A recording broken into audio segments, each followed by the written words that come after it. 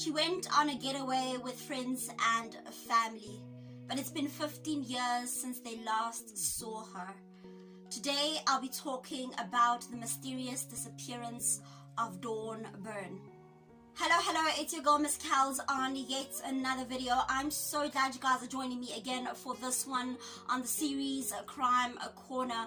Thank you so much for joining me. But before I get started with any video, I always say don't forget to like, don't forget to subscribe, don't forget to comment, don't forget to share, but most importantly, hit the notification bell so each time I post a video, you know about it.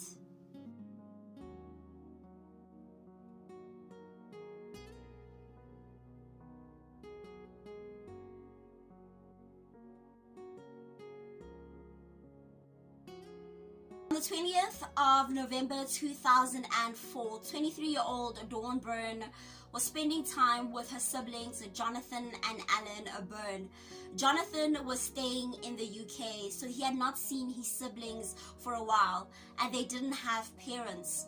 So this was a reunion of siblings. They went to the Van Bow holiday resort near the Vaal River. The boys had brought their partners and everybody was having a good time drinking and fishing. It started to drizzle, but everybody was having so much fun they didn't want to go inside, except for Emma, who's Jonathan Byrne's fiancée. Before Emma went inside, Dawn asked her to take her cell phone and other essentials. Later into the evening, as everybody was drinking and having fun, Dawn Byrne and her brother Jonathan got into a fight. This fight led to Dawn storming off. Emma recalls that someone had come into the room, but she didn't know who it was and didn't think much of it until Dawn disappeared. She remembers hearing someone go through her bag, and now she believes it was Dawn looking for her phone. Next morning, she thought Dawn Byrne would be there, but she wasn't. The only thing left of Dawn's was her clothes, her wet clothes on the floor. At first, the group didn't think much of it and just assumed Dawn was having breakfast or she was talking to someone. But as time went on, they started to become scared. Where was Dawn? She should be here with us, they thought. Jonathan then called Dawn Byrne's best friend Alicia to ask if she was with her. When Alicia said Dawn was not with her, this scared Jonathan and he decided to call the police. When the police arrived, they weren't suspicious. They played it off as though Dawn had just left her life. She was tired of it and decided, I want to start afresh. But her brothers and Emma knew this was unlike Dawn. She wouldn't just pick up and leave out of the blue. The Byrne family could see that the police were not going to help them, so they hired a private investigator who was able to determine that Dawn Byrne's phone came on 6 hours after she was reported missing. Later on, the investigator actually tracked down the phone as her SIM was inserted in a different phone. But the person who had her phone as well as a SIM card could not be arrested as they could not connect that person with Dawn's disappearance.